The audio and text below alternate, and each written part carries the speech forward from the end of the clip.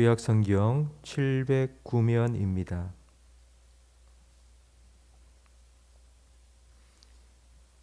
역대하 36장 22절, 23절 우리 두 절 말씀 한 절씩 교독하겠습니다.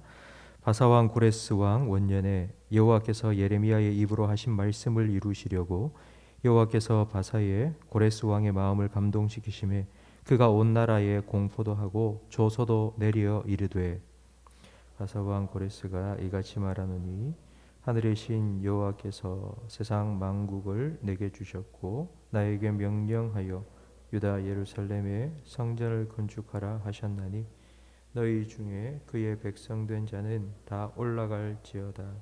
너희 하나님 여호와께서 함께 하시기를 원하노라 하였더라. 아멘. 마지막이라는 단어가 들어간 말은 좀 우리를 슬프게 하는 것 같습니다. 마지막 입세, 마지막 수업, 마지막 인사, 마지막 황제, 그리고 인생의 마지막, 그리고 역사의 마지막, 좀 우리를 슬프게 하지 않습니까? 오늘 우리가 함께 읽은 본문 말씀은 역대하 36장에 나오는 말씀, 그리고 그 말씀의 제일 마지막, 유다 역사의 마지막 말씀입니다. 유다의 마지막은 참 슬픕니다. 바벨론이 침공해 와서 성전은 다 불태워 버렸고 성벽은 다 허물어 버렸고 유다 백성들은 죽이고 살아남은 자들은 다 바벨론으로 끌고 가서 노예로 삼았습니다. 일제에 의해서 우리나라의 조선 왕조가 끝날 때보다도 더 비참한 마지막을 유다는 겪게 되었습니다. 그러니까 더 이상 이제 이 지구상에는 유다라는 나라가 완전히 사라져 버렸습니다.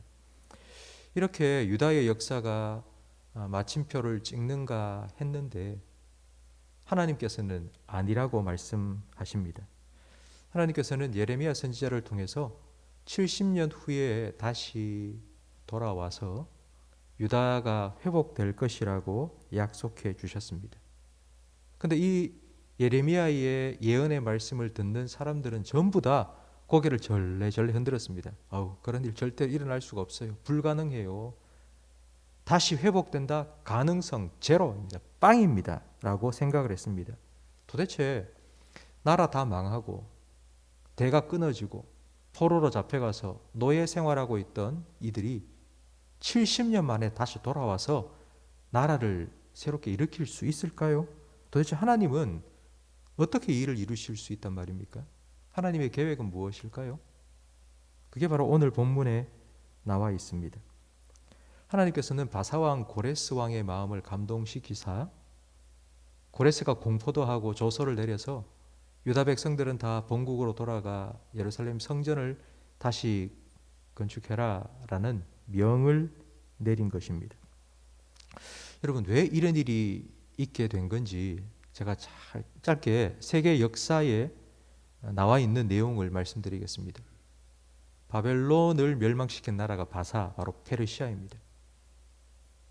페르시아가 바벨론을 침공해 들어왔을 때 바벨론 사람들은 페르시아 왕 바사 왕 고레스에게 아무런 저항하지도 않고 성문을 활짝 열어주었습니다. 왜냐하면 바벨론 왕족들의 횡포가 너무 심했기 때문에 고레스 왕을 이렇게 환영한 겁니다.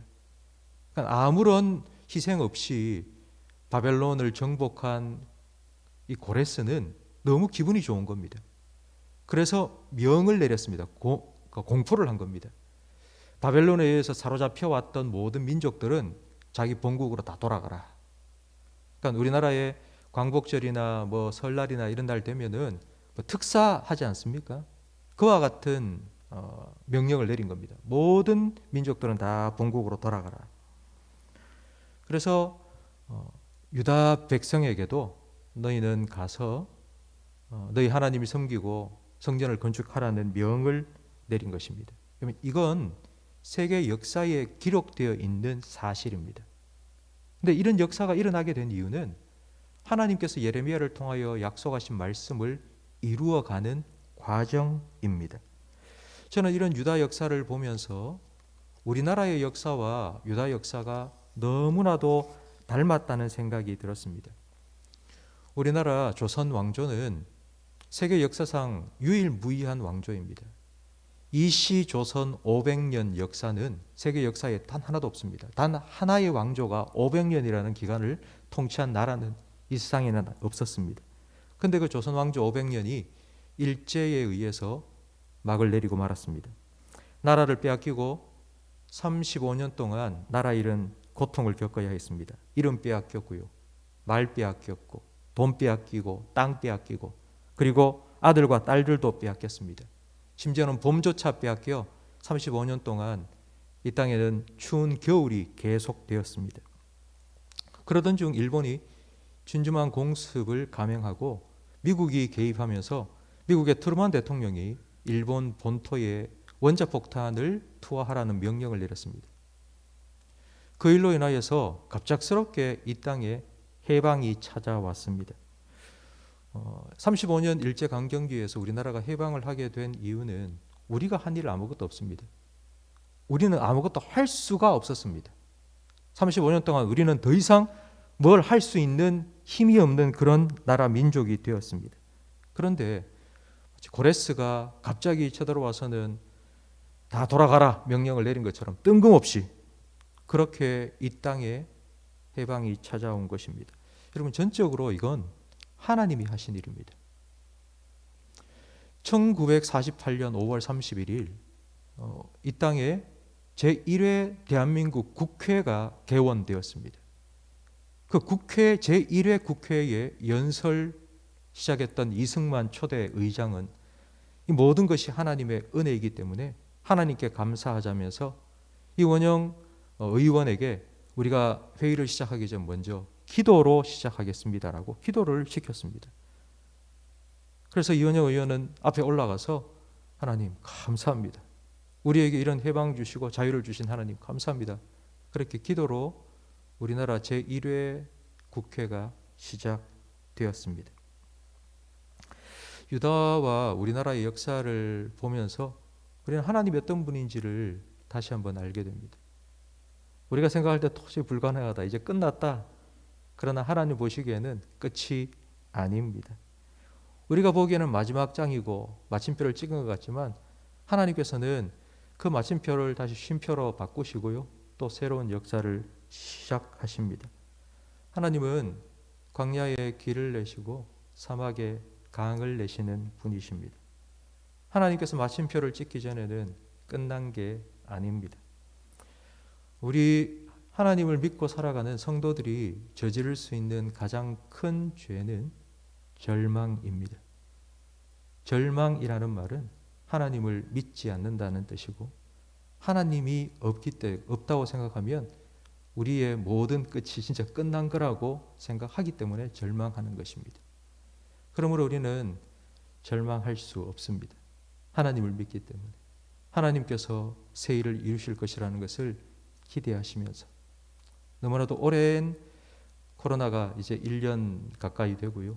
이제 내년에도 우리나라 백신 다 접종하려면 내년 하반기나 되어야 된다는 뉴스를 우리가 계속 듣고 있지 않습니까? 또 이렇게 1년을 더 보내야 된다. 우리 마음은 참 무겁고 힘듭니다. 그러나 이 속에서도 하나님께서는 하나님의 일을 이루어가고 계십니다.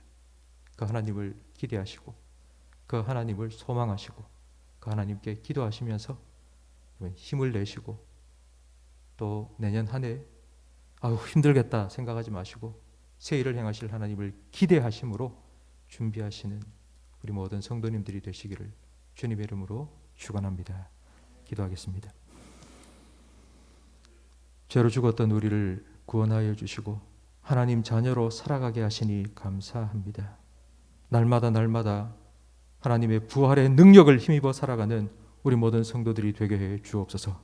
그 하나님을 소망하며 하나님께 기도하며 살아갈 때에 하나님 우리의 기도를 찬양으로 우리의 간구를 감사로 변화시켜 주옵소서. 오늘도 이 땅의 많은 교회들이 예배를 드릴 터인데 주님께서 교회들마다 임재하여 주시고 안전하고 은혜로운 예배가 될 수 있도록 주님께서 지켜 주옵소서. 예수님 이름으로 기도합니다. 아멘.